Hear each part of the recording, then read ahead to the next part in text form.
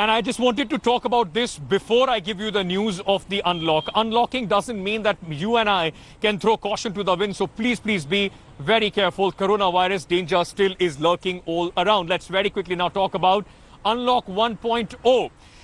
The country has entered a new phase. Yesterday, Lockdown 4.0 ended. And now the government, though, has extended the lockdown till 30th of June. The country is now calling itself in Unlock 1.0 mode. From Punjab to Tamil Nadu, all states have eased restrictions considerably except in containment zones. The present phase comes after 4 rounds of lockdown in the country.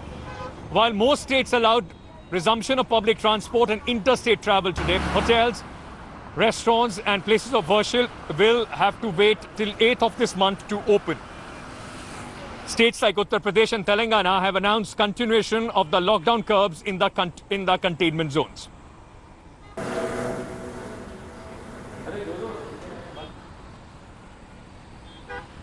Let's now talk about the top cities of the country, and I want to start with where I'm standing, the national capital.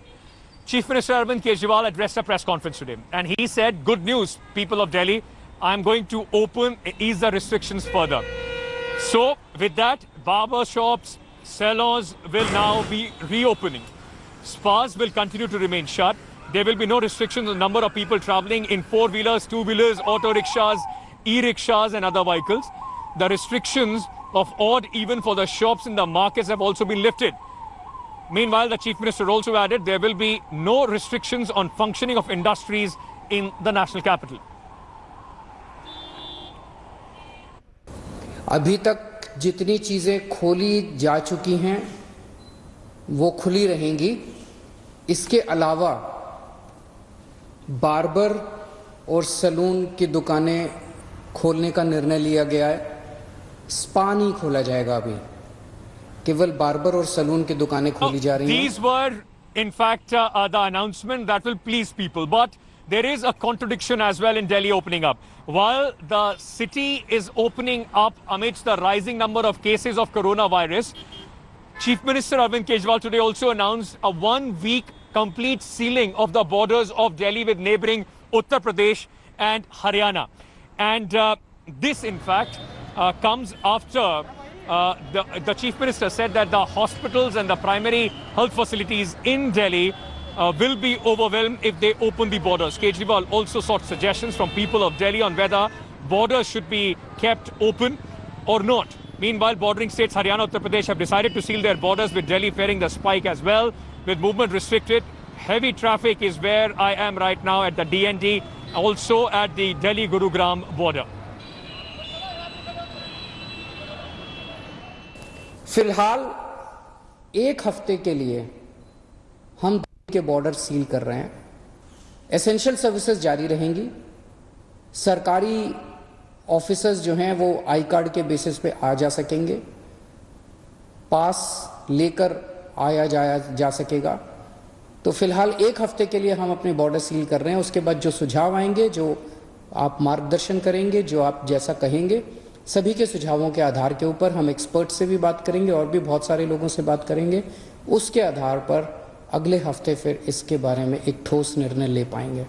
जैसे हम borders खोलेंगे, देश भर से लोग अपना इलाज कराने के लिए दिल्ली में आएंगे। जो आज मैं आपको कह रहा हूं कि 9,500 बेड्स हम लोगों ने आपके लिए रखे हुए हैं अगर कोरोना हो जाता है, जबकि आज दिल्ली में केवल 2300 पेशेंट्स हैं। ये बेड्स तो 2 दिन के अंदर भर जाएंगे अगर पूरे देश भर से लोग दिल्ली के अंदर आ गए तो। I just want to put things in context with this announcement which has been made by the Chief Minister Arvind Kejriwal. For 1 week, the borders will be sealed. Already what you see behind me, the Noida and Ghaziabad borders, Gurugram borders were sealed by the administration of Noida, Gurugram and Faridabad and also Ghaziabad. Now, it will happen both sides. So Delhi is also returning the favor and they are from tonight going to seal the borders as well. So if you are traveling from Uttar Pradesh, from Noida to Delhi, unless you are somebody who has a pass or you are involved in essential services, you will have problems. Now remember, Delhi is ramping up the health infrastructure. 9,500 beds are available as far as the government of Delhi is concerned. for COVID-19 patients from tomorrow. An app will tell you which hospital has how many beds. But can the government of Delhi deny medical services on the basis of the domicile of a person? Is it even practical? Is it even possible as far as the law is concerned? And will it be applicable to central government hospitals as well? A lot of people are saying Delhi, the city there has been a lot of contribution from people from outside. Central government puts in a lot of fund. Can Delhi take that decision? That is something in 1 week people of Delhi will have to decide whether they want all the beds to be reserved for them, or can somebody from Muzaffarnagar, Shamli, Noida, or maybe Bahadurgarh in Faridabad, can they come to Delhi for COVID-19 treatment as well? To try and understand the logic behind it, what law behind it, I spoke to Delhi's Deputy Chief Minister Manish Sisodia. This is what he had to say.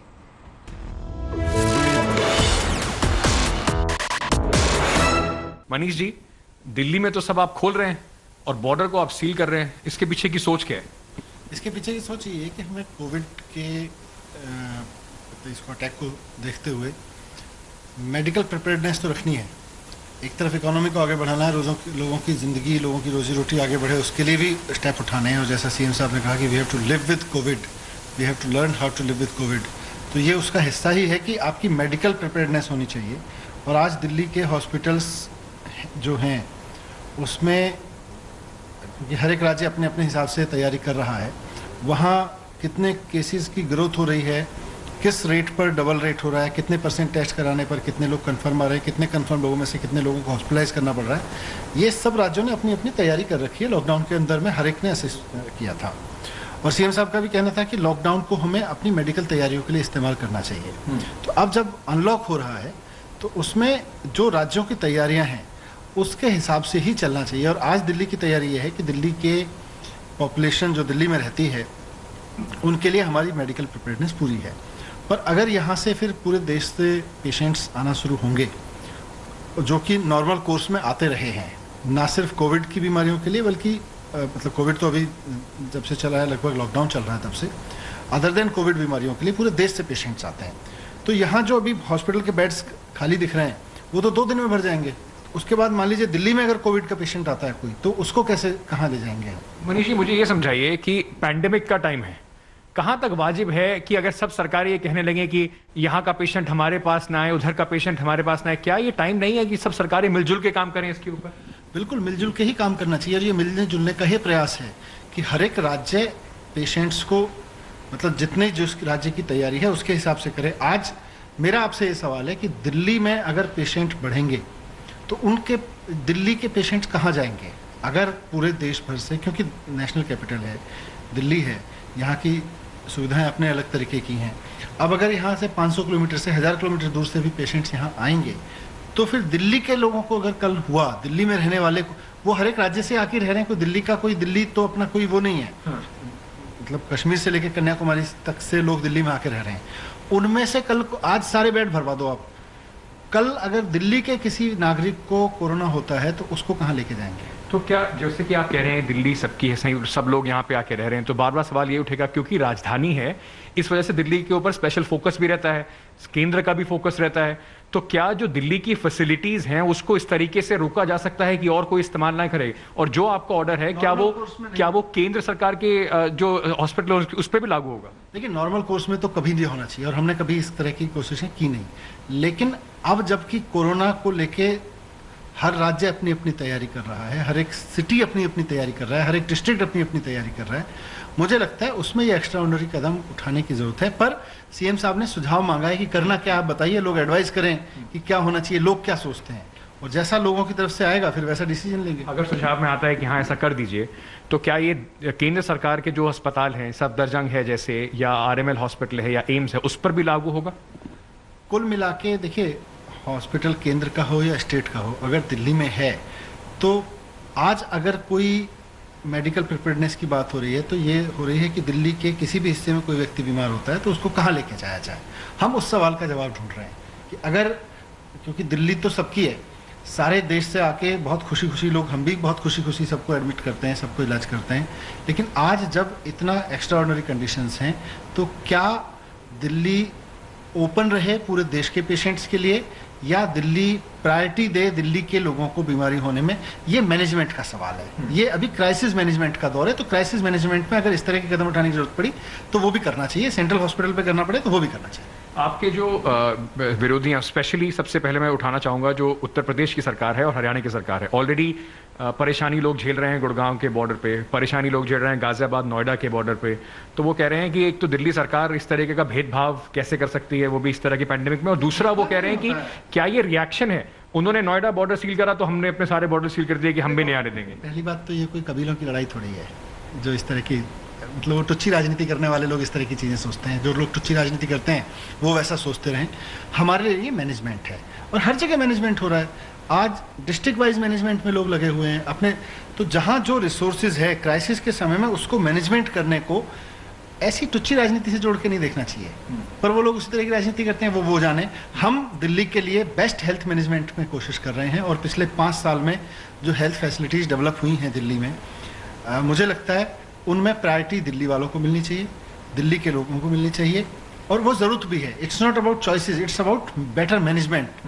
District में भी आज आप hospital में Covid और non Covid hospital कर रहे हैं ना, ये भी मैनेजमेंट है। कल को 100% कोविड हॉस्पिटल में जाके कोई कहने लगे ये किस कानून के तहत आपने कर दिया, ये क्या आप भेदभाव कर रहे हैं, ये कोई राजनीति, ये राजनीति नहीं है, ये आज का मेडिकल मैनेजमेंट है। कोरोना अब मेडिकल मैनेजमेंट मांग रहा है, कोरोना अब लॉकडाउन नहीं मांग रहा है, कोरोना अब आपका मेडिकल स्मार्टनेस मांग रहा है कि स्मार्ट मैनेजमेंट चाहिए मेडिकल सेक्टर में। मनीष जी, मेरा आखिरी सवाल आपसे ये है, और मैं सिर्फ क्योंकि राजनीति की बात है, जैसे आपने कहा इस पर राजनीति होनी नहीं चाहिए, पर राजनीति तो जैसे आपने प्रेस कॉन्फ्रेंस करी उसके बाद शुरू हो गई। दिल्ली में भाजपा और कांग्रेस दोनों ने आपके ऊपर आरोप लगाया कि जो केजरीवाल सरकार जो है वो बड़े बड़े दावे करती है कि हम लोग इतना हेल्थ इंफ्रास्ट्रक्चर के पैसा खर्च कर रहे हैं, इतनी मेहनत कर रहे हैं, पर सारा पैसा एडवर्टीजमेंट में खर्च होता है और इसी का नतीजा है कि अब इनके पास पैसा ही नहीं है अपने लोगों को देने के लिए। देखिए, मुझे नहीं पता कि इनको इस बात से क्या दिक्कत है कि जनता को अगर कोरोना के बारे में बताएं तो एडवर्टीजमेंट से भी दिक्कत है। खैर, वो उनकी अपनी सोच है। भारतीय जनता पार्टी को चाहिए थोड़ा सा आत्मावलोकन करे। जब से रेलवे का आविष्कार हुआ है तब से लेके आज तक ऐसा इतिहास में कभी नहीं हुआ कि कोई ट्रेन कहीं से चली और कहीं पहुंच गई। लेकिन आज भारतीय जनता पार्टी ने करके दिखा दिया कि 1 महीने के अंदर अंदर 15 दिन के अंदर अंदर 40 ट्रेन कहीं से निकली, जानी कहीं थी, पहुंच कहीं और गई। चलती हुई ट्रेन में 80 लोगों की मौत हो गई। ये भारतीय जनता पार्टी के राज में हो रहा है। ये भारतीय जनता पार्टी के राज में हो रहा है कि कोरोना का पैसा कहीं वेंटिलेटर घोटाले में खा लिया गया, कहीं पीपीई घोटाले में खा लिया गया। इसको ठीक करो, आप इसको ठीक करो कि इकोनॉमी गर्त में जा रही है। 5 करोड़ प्रवासी मजदूर सड़क पे उतरे पूरे देश में, उनके लिए खाने पीने का प्रबंध करते तो नहीं उतरते। दंगे हुए कई राज्यों में, भाजपा के राज्यों में मजदूरों पर लाठियां बरसाई गई। ये क्यों हुआ? थोड़ा सा भारतीय जनता पार्टी इसको ठीक करे, क्योंकि भारतीय जनता पार्टी से वो तो ठीक हो नहीं रहा, अब वो इधर उधर के चोचलेबाजी कर रही है। तो वो Hi everyone, Preeti Chaudhary here. Hope you like this video. For latest news and analysis, like and subscribe to the India Today YouTube channel. And don't forget to press the bell icon to stay updated. Thank you for watching.